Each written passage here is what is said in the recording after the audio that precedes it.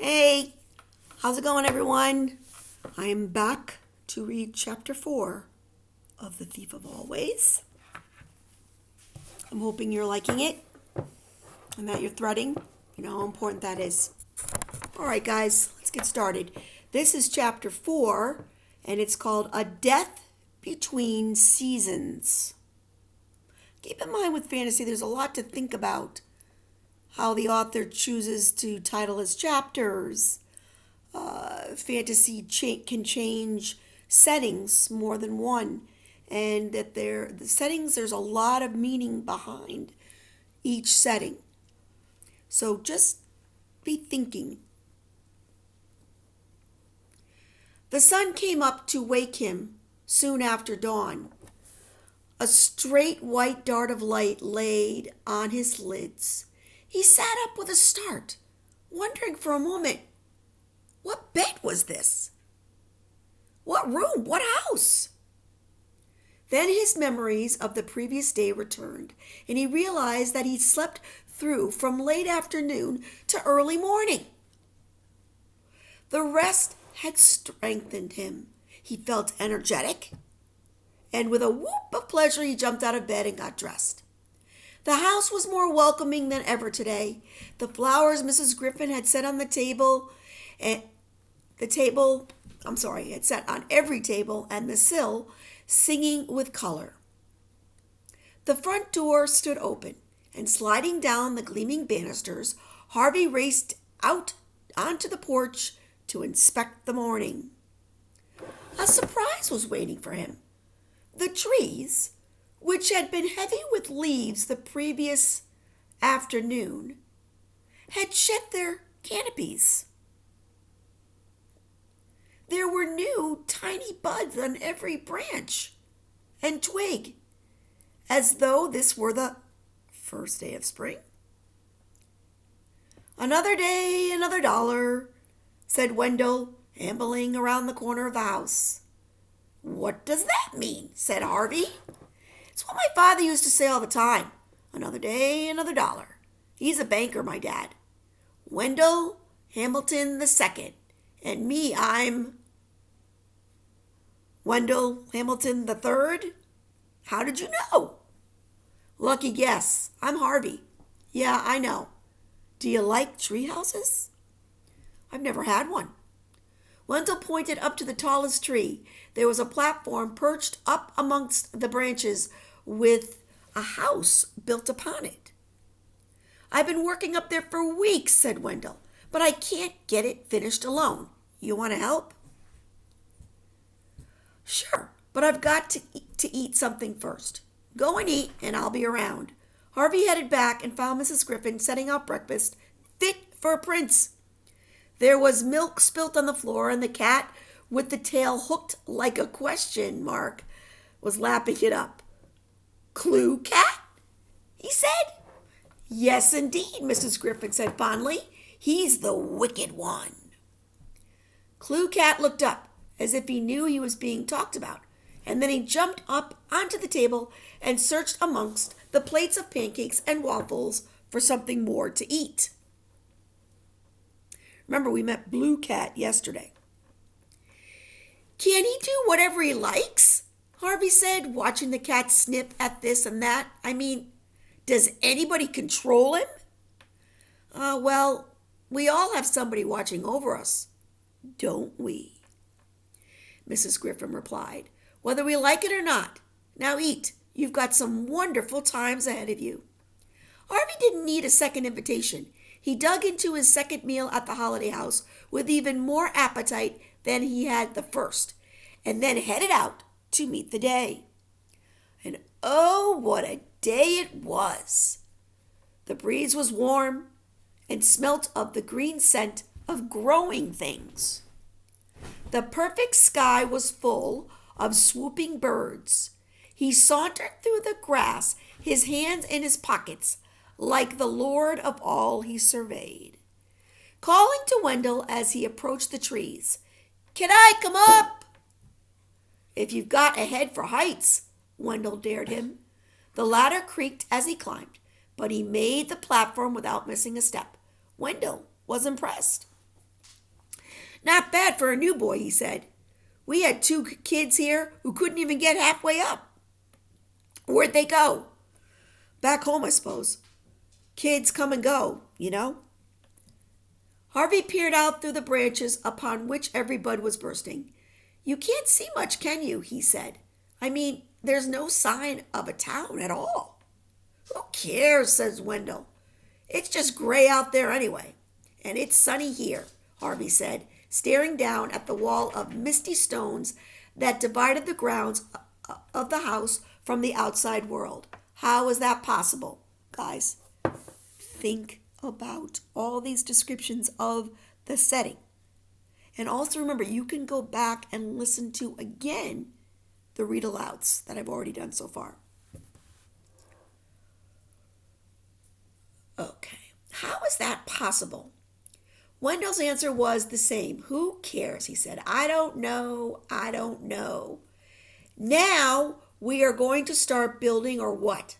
They spent the next 2 hours working on the treehouse, descending a dozen times to dig through the timbers heaped beside the orchard, looking for boards to finish their repairs. By noon, they had not only found enough wood to fix the roof, but they had each found a friend. Harvey liked Wendell's bad jokes, and that, who cares? That doesn't sound right. By noon, they had found enough wood to fix the roof, but they had each found a friend.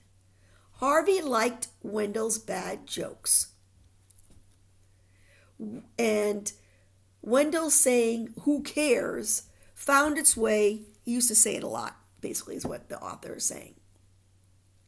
And Wendell seemed just as happy to have Harvey's company. You're the first kid who's been real fun, he said.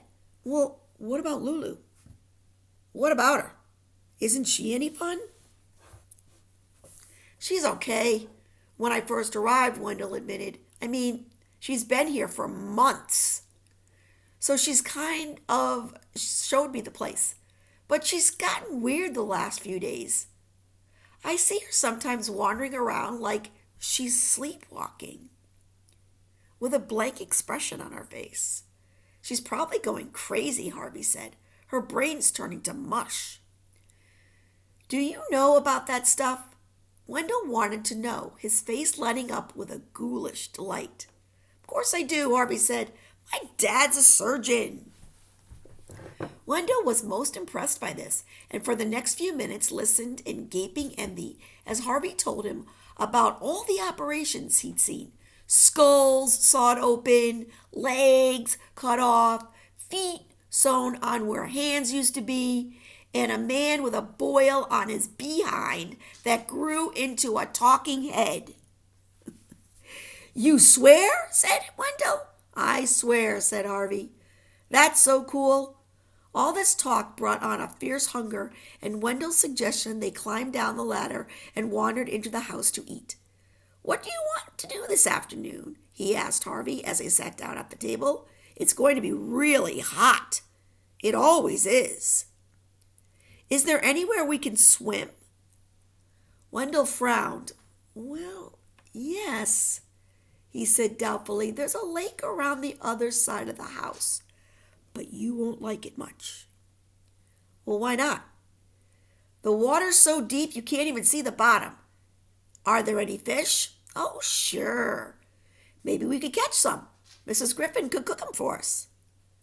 At this, Mrs. Griffin, who was at the stove piling up a plate with onion rings, gave a little shout and dropped the plate. She turned to Harvey.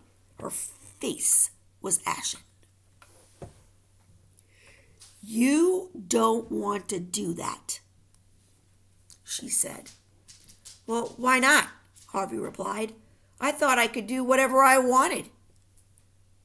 Well, yes, of course you can, she told him. But I wouldn't want you to get sick. The fish are poisonous. Oh, said Harvey. Well, maybe we won't eat them. Look at this mess, Mrs. Griffin said, fussing to cover her confusion. I need a new apron. She hurried away to fetch one, leaving Harvey and Wendell to exchange puzzling looks. Now I really have to see those fish, Harvey said. As he spoke, the ever-inquisitive Clue Cat jumped up on the counter beside the stove, and before either of the boys could move to stop him, he had his paws up on one of the lips or lids of the pan. "Hey, get down," Harvey told him. The cat didn't care to take orders. He hoisted himself up onto the rim of the pan to sniff at its contents, his tail flicking back and forth. The next moment, disaster. The tail danced too close to one of the burners and burst into flames. Clue Cat yowled and tipped over the pan he was perched upon. A wave of boiling water washed him off the top of the stove. He fell to the ground in a smoking heap. Whether drowned, scalded, or incinerated, the end was the same. He hit the floor dead. The din brought Mrs. Griffin hurrying back. "I think I'm going to go and eat outside," Wendell said as the old woman appeared at the door. He snatched up a couple of hot dogs and was gone. "Oh, my Lord!" Mrs. Griffin cried when she set eyes on the dead cat. "Oh, you foolish thing!" "It was an accident," Harvey said, sickened by what had happened. "He was up on the stove." "Foolish thing, was all Mrs. Griffin seemed to be able to say. She sank down on to her knees and stared at the sad little sack of burned fur. "No more questions from you," she finally murmured. In sight of Mrs. Griffin's unhappiness made Harvey's eyes sting. But he hated to have anyone see him cry, so he fought back his tears as best as he could and said, "Shall I help you bury him?" Mrs. Griffin looked around. "That's very sweet of you," she said softly, "but there's no need. You go out and play." "I don't want to leave you on your own," Harvey said. "Oh, look at you, child," Mrs. Griffin said. "You've got tears on your cheeks." Harvey blushed and wiped them away with the back of his hand. "Don't be ashamed to weep," Mrs. Griffin said. "It's a wonderful thing. I wish I could still shed a tear or two." "You're sad," Harvey said. "I can see that." "What I feel is not quite sadness," Mrs. Griffin replied. "And it's not much solace either, I'm afraid." "What's solace?" Harvey asked. "It's something soothing," Mrs. Griffin said, getting to her feet. "Something that heals the pain in your heart." "And you don't have any of that?" "No, I don't," Mrs. Griffin said. She reached out and touched Harvey's cheek. "Except maybe in these tears of yours. They comfort me." She sighed as she traced their tracks through her fingers. "Your tears are sweet, child, and so are you. Now go out into the light and enjoy yourself. There's a sun on the step, and it won't be there forever, believe me." "Are you sure?" "I'm sure." "I'll see you later on then," Harvey said, and he headed out into the afternoon. My friends, I would listen to this tape again. There's a lot going on in chapter 4. So you've got some threading to do from the first 4 chapters. Maybe you might want to jot down some things just so that you can see how the author is taking you on this journey. Now remember, what's great about fantasy is that as the character that you're reading about learns new things, so are you. You're actually learning together, and you're sort of taking this journey together. So keep that in mind. Technical difficulties. Ooh, spooky. Lights out.